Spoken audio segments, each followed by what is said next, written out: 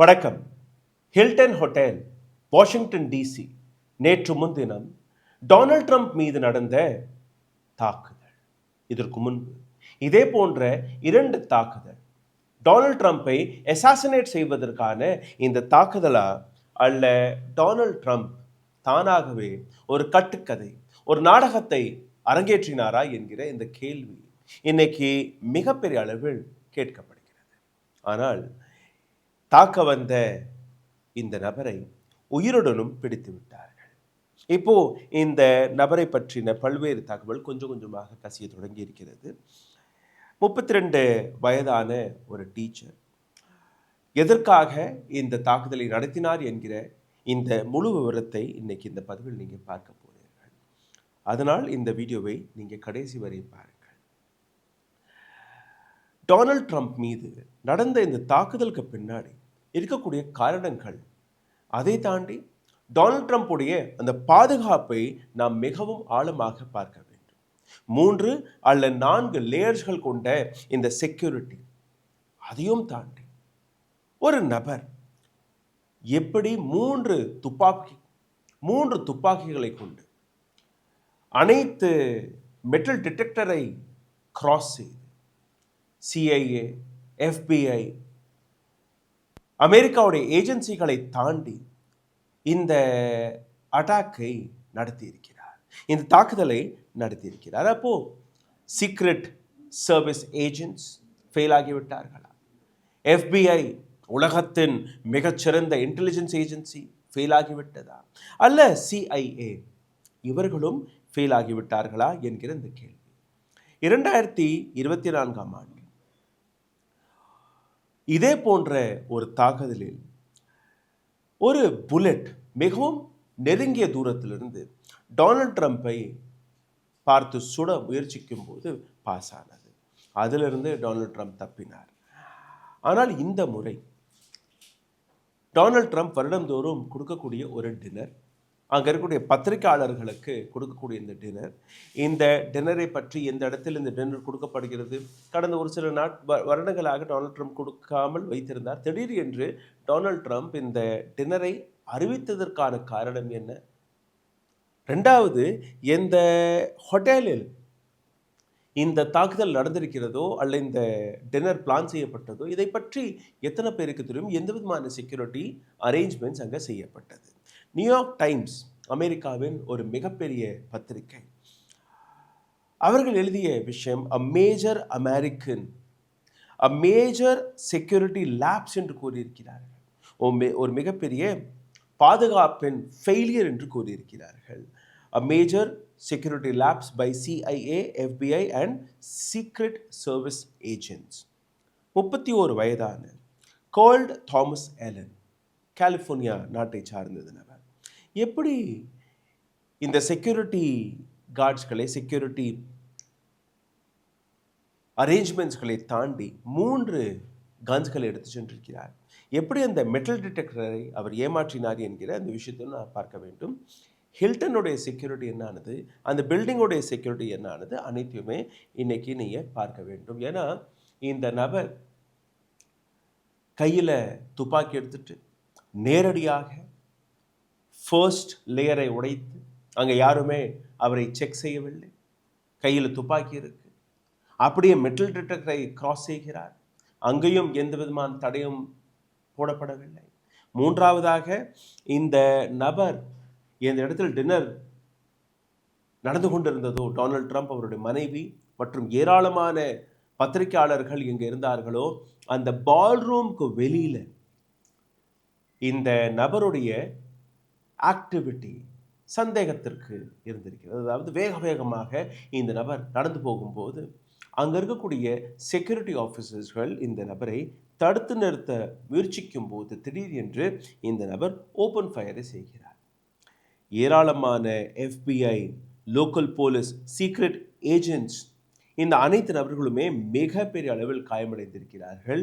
ஒரு secret agent ஒரு மிகப்பெரிய அளவில் சீரியஸான காயங்களுடன் இப்போ சிகிச்சை பெற்றுக் கொண்டிருக்கிறார். ஆனால் இதே விஷயத்தை பற்றி டொனால்ட் ட்ரம்ப் நேரடியாக அவரே கொடுத்த ஒரு பதில், அவர் bullet proof vest, bullet proof ஜாக்கெட்டை போட்டிருக்க காரணத்தால் அவருடைய உயிர் தப்பித்து விட்டது.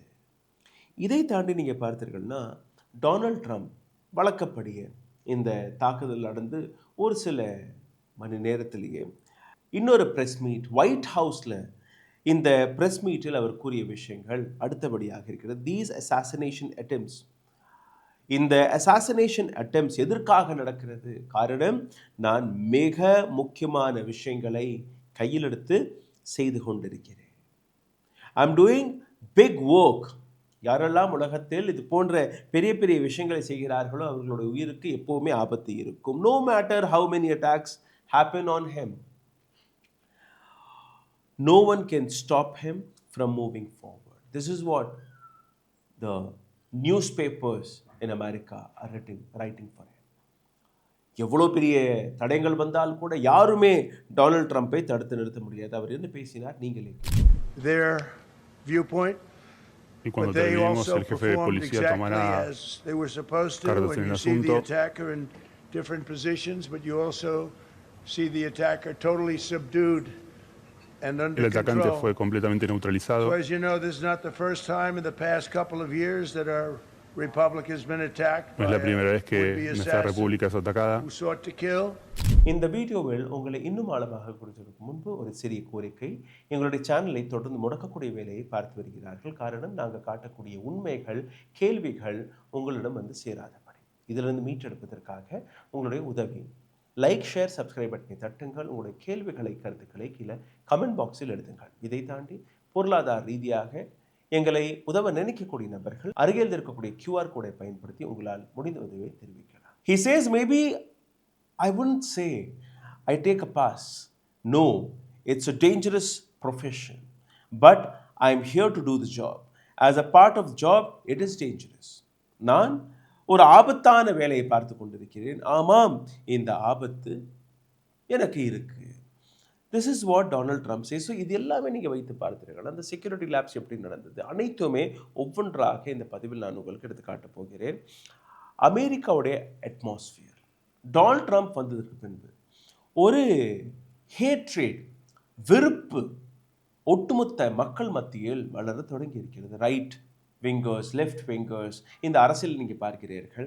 இதே போன்ற வெறுப்பு அரசியலை இந்தியாவிலும் நாம் பார்த்து கொண்டிருக்கிறோம். கடந்த 12 ஆண்டுகளாக எந்த அளவில் இந்தியாவில் வெறுப்பு அரசியல் வளர்ந்திருக்கிறது, எந்த அளவில் ஹிந்து முஸ்லீம் என்கிற கான்ஃப்ளிக்ட் வளர்ந்திருக்கிறது, எந்த அளவில் ஜெய் ஸ்ரீராம் என்கிற வார்த்தையை வைத்து யாரை வேணாலும் கொல்லலாம், யாரை வேணாலும் நசுக்கலாம் என்கிற இந்த ஐடியாலஜி வெளிவந்திருக்கிறது. இதே போன்ற ஒரு ஐடியாலஜி அமெரிக்காவிலும் டொனால்ட் ட்ரம்ப் வழியாக பரப்பப்பட்டது.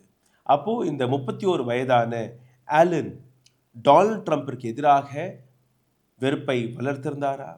அதனால்தான் இந்த ஹோட்டலில் ஏற்கனவே ரூமை புக் செய்து அங்கே போய் தங்கியிருந்தாரா?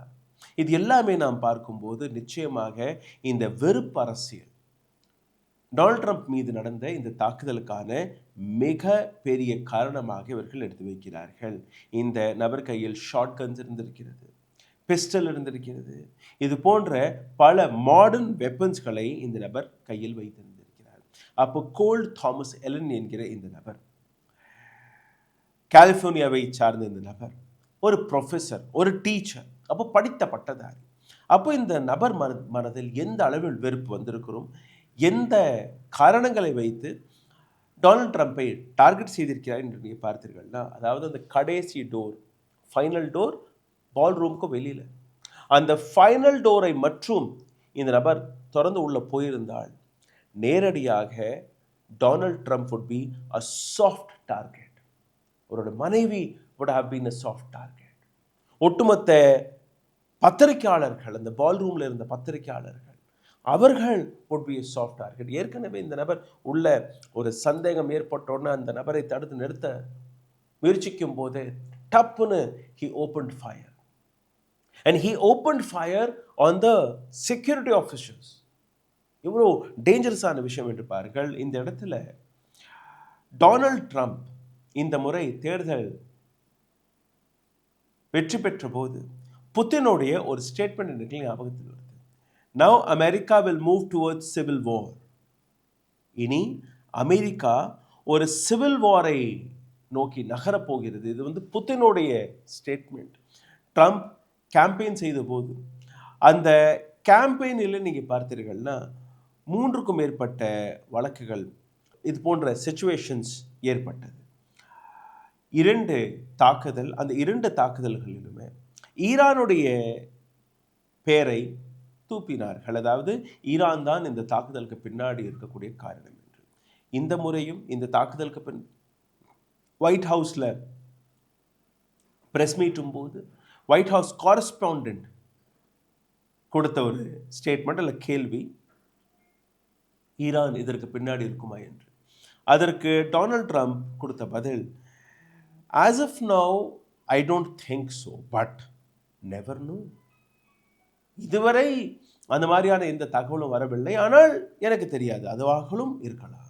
அப்போ ஏதோ ஒரு இடத்துல ஈரான் இந்த தாக்குதலுக்கு பின்னாடி இருப்பதாக ஒரு கதையை சோடிக்க பார்க்கிறார்களா? அமெரிக்காவுடைய சிச்சுவேஷனை நீங்கள் பார்த்தீர்கள்னா வயலன்ஸ் அமெரிக்காவுடைய பாலிசிஸில் வெளிவந்திருக்கிறது. ICE, immigration and customs enforcement, இந்த பாலிசி அங்கே இருக்கக்கூடிய ஏராளமான நபர்களை இன்னைக்கு வீதியில் இழுத்திருக்கிறது.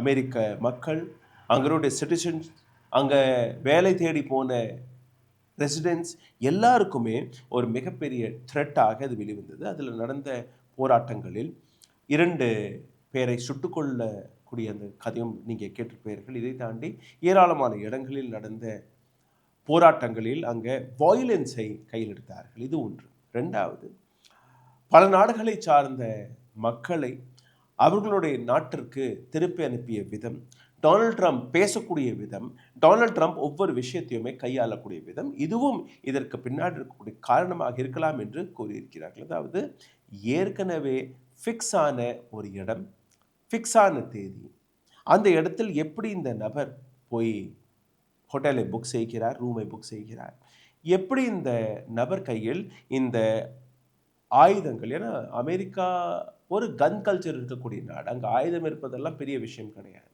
எப்படி நீங்கள் கடைக்கு போய் பொம்மையெல்லாம் வாங்குறீர்களோ அதே போன்ற அங்களுடைய நபர்கள் துப்பாக்கி வாங்கக்கூடிய விஷயம் ரொம்பவே ஒரு சாதாரணமான பழக்கம். லைசன்ஸ் எல்லாம் பெருசாக யாரும் பார்க்க மாட்டார்கள். ஆனால் அதே நேரத்தில் ஒரு நாட்டுடைய பிரசிடெண்ட், டொனால்ட் ட்ரம்பை பொறுத்தவரையில் அமெரிக்க பிரசிடெண்ட் உலகத்தில் இருக்கக்கூடிய மிக பெரிய பாதுகாப்பு வளையத்தில் இருக்கக்கூடிய ஒரு மோஸ்ட் ப்ரொடெக்டிவ் நபர். அப்போ டொனால்ட் ட்ரம்புடைய இந்த செக்யூரிட்டி லேப்ஸை பற்றி டொனால்ட் ட்ரம்பே அவருடைய சீக்ரெட் சர்வீஸ் ஏஜென்ட்ஸ்களை புகழ்ந்தும் பேசுகிறார். பாருங்க, என்னுடைய உயிரை காப்பாற்றி விட்டார்கள். ஆனால் எப்படி அந்த இடத்திற்கு அந்த வெப்பன்ஸ்கள் வந்தது என்கிற இந்த விஷயத்தை யாருமே கேள்வி கேட்கவில்லை. அதை பற்றின விளக்கங்களும் இதுவரை கொடுக்கப்படவில்லை. ஒரு சில ஹோட்டல்ஸ்களுக்கு நீங்கள் போனீர்கள்னா, உதாரணத்திற்கு இந்தியாவிற்கு நீங்கள் போனீர்கள்னா, பிரைம் மினிஸ்டர் மோடி இந்த இடத்திற்கு வர்றாருன்னு தெரிஞ்சாலே ஒட்டுமொத்த ஏரியாவை ஸ்கேன் செய்து விடுவார்கள். ஆங்காங்கே போலீஸார்கள் நிற்பார்கள். அந்த ஒட்டுமொத்த ஹோட்டலை காலி செய்வார்கள், இல்லை அந்த கம்ப்ளீட் விங்கை கார்டன் ஆஃப் செய்வார்கள். அங்கே வரக்கூடிய ஒவ்வொரு நபரையும் செக் செய்ததற்கு பின்பு தான், அதுவும் ஒரு இடத்துல செக்கிங் நடக்காது, பல்வேறு இடங்களில் செக்கிங் நடக்கும். இது போன்ற ஒரு டின்னருக்கு நானும் போயிருக்கிறேன் டெல்லியில். எங்கள் கையில் இருக்கக்கூடிய மொபைல் ஃபோனை கூட அவர்கள் உள்ள அனுமதிக்கவில்லை. அந்த அளவில் ஒரு மிக செக்யூரான, மிக ஸ்க்ரூட்னைஸ் செய்யக்கூடிய ஒரு டின்னராக அது இருந்தது. இது இந்தியா.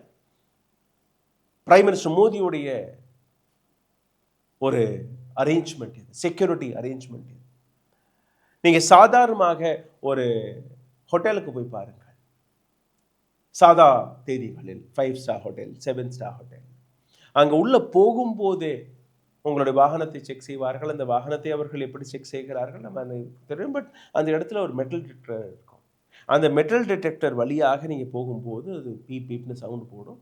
அந்த மாதிரியான விஷயங்களை நீங்கள் பார்க்கிறீர்கள். இந்த அளவில் இருக்கக்கூடிய ஒரு விஷயம் டெல்லி, மும்பை, சென்னையில் இருக்கக்கூடிய ஹோட்டல்ஸ்கள் இவ்வளோ பாதுகாப்பு என்றால், வாஷிங்டன் டிசியை பற்றி, அதுவும் ஒயிட் ஹவுஸ் ஜேர்னலிஸ்ட்களுடைய ஒரு டின்னர், பிரசிடென்ட் அவருடைய மனைவியுடன் அங்கே வரும்போது எப்படி இந்த லேப்ஸ் நடந்தது. இந்த இடத்துல இன்னொரு கேள்வி, நான் தொடக்கத்திலே கூறியபடி, was it planted, was it staged? இதை சித்தரித்தார்களா? டொனால்ட் ட்ரம்பை காப்பாற்றுவதற்காக இந்த வேலை நடந்ததா? ஏன்னா இந்த நபர் கோல் தாமஸ் எலனை பற்றி நாங்கள் அலசி ஆராயும் போது 31 வயதான டீச்சர். இவர் ஏற்கனவே இந்த ஹோட்டலில் புக் செய்தது மட்டுமல்லாமல் இந்த டின்னரில் இவரும் கலந்து கொள்ளப் போகிறார் என்கிற அந்த ரெஜிஸ்ட்ரேஷனையும் செய்திருக்கிறார். இந்த டின்னர் ஆர்கனைஸ் செய்வதற்கு முன்பே அந்த நபர் அந்த ஹோட்டலில் தங்கியதாகவும் ஒரு தகவல் வெளிவருகிறது. அப்போ எப்படி அவருக்கு இந்த ஹோட்டலில் தான் இந்த டின்னர் ஆர்கனைஸ் செய்ய போகிறார்கள், எத்தனை நாட்களுக்கு முன்னாடி இந்த ஹோட்டலை புக் செய்தார் என்கிற பல்வேறு விஷயங்கள். நோ கிங் என்கிற ஒரு ப்ரொட்டஸ்டை இந்த நபர் செய்ததாக, அதாவது ஆன்டி ட்ரம்ப் சென்டிமெண்ட் மிகப்பெரிய அளவில் இருக்கக்கூடிய நபராக எடுத்து வைக்கிறார்கள். லா enforcement, secret service, FBI, DC police, இந்த அனைத்து நபர்களுமே இன்னைக்கு கேள்வி வளையங்களில் சிக்கியிருக்கிறார்கள். மே 30ஆம் தேதி இந்த இடத்தை நீங்கள் கவனமாக பார்க்க வேண்டும். மே 30ஆம் தேதி ஈரான் போர் தொடங்கிய 60 நாட்கள் முடிய போகிறது. மே 1ஆம் தேதி ஒரு வார் பவர் ரெசல்யூஷனுடைய டெட்லைன் வரப்போகிறது. மே 1ஆம் தேதி 60 நாட்கள் முடியும். மே 1ஆம் தேதி டொனால்ட் ட்ரம்ப் அமெரிக்கா காங்கிரஸுக்கு முன்பு போய் இந்த போருக்கான விளக்கங்களை கொடுக்க வேண்டும். மே 2ஆம் தேதி 1ஆம் தேதி US மிலிட்ரி ஆபரேஷன் அகேன்ஸ்ட் ஈரானை பற்றின, இதை பற்றின ஏராளமான ஸ்பெகுலேஷன்ஸ்கள் வந்தால் கூட எதற்காக வெறும் 5 நாட்களுக்கு முன்பு இந்த டின்னர் ஆர்கனைஸ் செய்யப்பட்டது ஏப்ரல் 25ஆம் தேதி, அதுவும் அங்கே இருக்கக்கூடிய பத்திரிகையாளர்களை கூப்பிட்டு. இதற்கு முன்னாடி டொனால்ட் ட்ரம்ப் இதே போன்ற டின்னரை ஆர்கனைஸ் செய்திருக்கிறார். ஆனால் ஒரு சில வருடங்களாக அந்த டின்னரை அவர் தானாகவே தடுத்து நிறுத்தியிருந்தார். எந்த விதமான டின்னரும் கொடுக்கப்படுவதில்லை. அப்புறம் எதற்காக இந்த ஏப்ரல் 25ஆம் தேதி இந்த டின்னர் ஆர்கனைஸ் செய்யப்பட்டது என்கிற இந்த கேள்வியை அங்கிருக்கிற மக்கள் இன்னைக்கு கேட்க தொடங்கி இருக்கிறார்கள். இப்போ இந்த செக்யூரிட்டி லேயர்ஸ்களை பற்றி ஒரு முறை நீங்கள் புரிந்து கொள்ளுங்கள். Intelligence and advance term. இவர் அந்த துப்பாக்கியெல்லாம் எடுத்துட்டு போனதுக்கான காரணத்தையும் எடுத்து காட்டியிருக்கிறார்கள். But you first understand how the layer works. Secret service intelligence division accesses all threats. First layer is secret service agents. அங்கே இருக்கக்கூடிய எல்லா ஆக்சஸ்கள், போகக்கூடிய இடம், வரக்கூடிய வழிகள், இது எல்லாமே வாரக்கணக்காக, அதாவது 10ஆம் தேதி இந்த இடத்துல ஒரு ஈவெண்ட் நடக்க போகுதுன்னா 2-3 வாரத்துக்கு முன்னாடியே அங்கே கோஆர்டினேஷன் நடக்கும். FBI, CIA உடைய லோக்கல் போலீஸோட இன்வால்மெண்ட் நடக்கும். ஒட்டுமொத்த ஹோட்டலையும் ஸ்கேன் செய்வார்கள். இங்கே அது நடந்ததா என்கிற இந்த கேள்வி. அவுட்டோர் பேராமீட்டர்ஸ், ஹோட்டலை சுற்றி இருக்கக்கூடிய அந்த கேம்பஸ், அங்கே இருக்கக்கூடிய பாதுகாப்பு என்ன, அது லோக்கல் போலீஸ். லோக்கல் போலீஸ் மட்டுமல்ல, அந்த இடத்துல வரப்போகக்கூடிய பெடஸ்ட்ரியன்ஸ், வெஹிக்கிள்ஸ், இது எல்லாமே ஸ்க்ரீன் செய்யப்படுமா? அந்த ரோட்டில் வரப்போகக்கூடிய ஒவ்வொரு வாகனத்தையுமே அவர்கள் கண்காணிப்பில் வைத்திருப்பார்கள். மிடில் லேயர்னு கூறுகிறார்கள். Middle layer is magnetometers, metal detector, bag checks அங்கே நடக்கும், ஐடி வெரிஃபிகேஷன் நடக்கும். K9 யூனிட் இதற்கான பொறுப்பெடுத்துக் கொள்வார்கள். Surveillance cameras, rooftop counter snipers அங்கே டிப்யூட் செய்யப்படுவார்கள். அதாவது இந்த பில்டிங்னா அந்த பில்டிங்கை சுற்றி பல்வேறு ஸ்னைப்பர்ஸ்கள் இருப்பார்கள். இது எல்லாமே அவருடைய பாதுகாப்பு. Inner parameters, armed secret service agents, close protection detail. Donald ட்ரம்பிற்கு சுற்றி இருக்கக்கூடிய இந்த பேராமீட்டர்ஸ், இதை நீங்கள் பார்த்தீர்கள்னா இங்கே கவுண்டர் அசால்ட் டீம் அங்கே இருக்கும், எமர்ஜென்சி எவாக்குவேஷன் பிளான் அங்கே இருக்கும், புல்லட் ப்ரூஃப் வெஹிக்கிள்ஸ் அங்கே இருக்கும், ரியல் டைம் கோஆர்டினேஷன் அங்கே நடந்துட்டு இருக்கும். ஒவ்வொரு விஷயத்தையுமே ஒவ்வொரு நொடிக்கான அந்த விஷயங்களை அவர்கள் கண்காணித்து தன்னுடைய ஏஜென்சியிடம் கொடுத்து கொண்டிருப்பார்கள். எப்படி இந்த நபர் அந்த 3 துப்பாக்கிகள் எடுத்து சென்றார் என்கிற இந்த கேள்வி. கடைசியாக electronic counter measures, air surveillance, இந்த பில்டிங் நடக்கிற ஏர் சர்விலான்ஸ் நடக்கிறது. Integration with hotel security for events like White House correspondent dinner, எல்லாமே அங்கே செக்யூரிட்டியாக இருந்தது. இப்போ இவர்கள் கொடுத்த பதிலையும் நீங்கள் கேட்டு விடுங்கள். இது எல்லாம் தாண்டி எப்படி இந்த நபர் அந்த துப்பாக்கிகளை எடுத்து சென்றார் என்று. ஆஸ் பர் ஒயிட் ஹவுஸ் அவர்கள் கொடுத்த பதில், இந்த நபர் ஆஸ் அ கெஸ்ட், ஏற்கனவே ரெஜிஸ்டர் செய்த நபர், ஏற்கனவே இந்த நபர் அந்த ஹோட்டலில் தங்கியிருந்த காரணத்தினால் அவுட்டர் லேயரை, அதாவது செக்யூரிட்டி செக் பாயிண்ட்ஸ்களை சுலபமாக கடந்து உள்ள சென்று விட்டாராம், ஏற்கனவே ஹோட்டலில் இருந்த காரணத்தினால. ரெண்டாவது, இந்த நபர் ஏற்கனவே ஒரு கெஸ்டாக தங்கியிருந்த காரணத்தினால ஹோட்டல் அதிகாரிகள் உள்ளே இருக்கக்கூடிய கெஸ்ட்கள் மீது அந்த அளவில் ஸ்க்ரூட்டனைஸ்ட் வழியில் செக் செய்ய மாட்டார்களா? இது அவர்கள் கொடுக்கக்கூடிய பதில். மூன்றாவதாக நீங்கள் பார்த்தீர்கள்னா பால் ரூம். இந்த இடத்துல மெலேனியா மற்றும் ட்ரம்புடைய மனைவியின் பேர் மெலேனியா வான்ஸ், கேபினெட் மெம்பர்ஸ் இது எல்லாமே இருந்தார்களோ, இந்த இடத்திற்கு சற்று முன்பே நாங்கள் அவரை தடுத்து நிறுத்திவிட்டோம். இது ஒயிட் ஹவுஸ் கொடுக்கக்கூடிய பதிலாக இருக்கிறது. ஒட்டுமொத்த விஷயத்தில் இப்போ இன்வெஸ்டிகேஷன் நடந்து கொண்டிருக்கிறது. 31 வயதான அலன் இப்போ அமெரிக்காவுடைய கஸ்டடியில் இருக்கிறார். அவருக்கு பின்னாடி இருக்கக்கூடிய பல்வேறு விஷயங்களை அலசி ஆராய்ந்து வருகிறார்கள். ஆனால் ஒட்டுமொத்த விஷயத்தில் இன்னைக்கு வரை வெளிவந்த தகவலை நீங்கள் பார்த்தீர்கள்னா, ஒரு ஆன்டி ட்ரம்ப் மூவ்மெண்ட் அமெரிக்காவில் நடக்க தொடங்கிவிட்டது. அமெரிக்காவில் இருக்கக்கூடிய பல்வேறு நபர்கள் டொனால்ட் ட்ரம்ப்புடைய பாலிசிஸ்களுக்கு எதிராக, டொனால்ட் ட்ரம்ப் அந்த நாட்டை நடத்தக்கூடிய விதத்திற்கு எதிராக ஒரு மிகப்பெரிய கோபத்தை எடுத்துக்காட்டி வருகிறார்கள். அமெரிக்காவை பொறுத்தவரையில் இது போன்ற அட்டாக்ஸ்கள் எல்லாம் அங்கே ஒரு சாதாரணமான விஷயம். நீங்கள் பல்வேறு செய்திகளில் கேட்டிருப்பீர்கள். ஸ்கூலுக்கு வெளியில் ஒரு மாணவர் துப்பாக்கி எடுத்துகிட்டு போய் 4-5 பேரை சுட்டு தள்ளிட்டதாக, அல்ல ஒரு மாலில் போய் கன் ஷூட் நடந்ததாக, அல்ல பார்க்கிங் லாட்டில் கன் ஷூட் நடந்ததாக. அப்போது அங்கே இருக்கக்கூடிய வெப்பன் கல்ச்சர் எப்படி இருக்குன்னா, ஒவ்வொரு வீட்டிலும் நிச்சயமாக கன்ஸ் இருக்கும். ஆனால் we are talking about Donald Trump. We are talking about American President Donald Trump. இது ஒரு சாதாரணமான பள்ளிக்கூடமோ அல்ல மாலோ கிடையாது.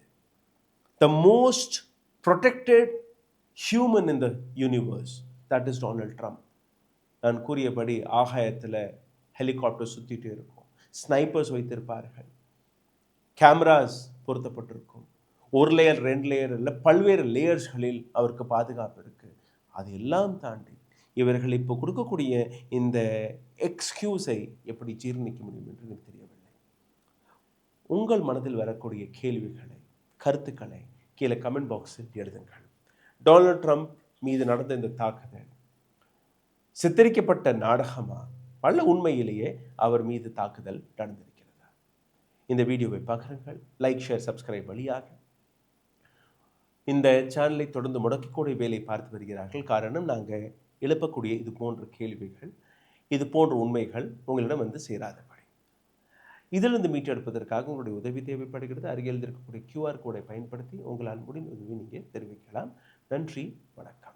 ஊடகம் கார்ப்பரேட் அரசியல்வாதிகளின் கைப்பாவையாக, அடிமைகளாக இருந்தது போதும். இனி சாட்டை எடுத்து சுழற்றும் நேரம் வந்துவிட்டது. ஊடகம் பொதுமக்களாகிய உங்களுக்காக, உங்களாலேயே இயக்கப்பட வேண்டும். ஊடக சுதந்திரத்திற்காக உங்களின் பங்களிப்பை இன்றே அளித்திடுங்கள்.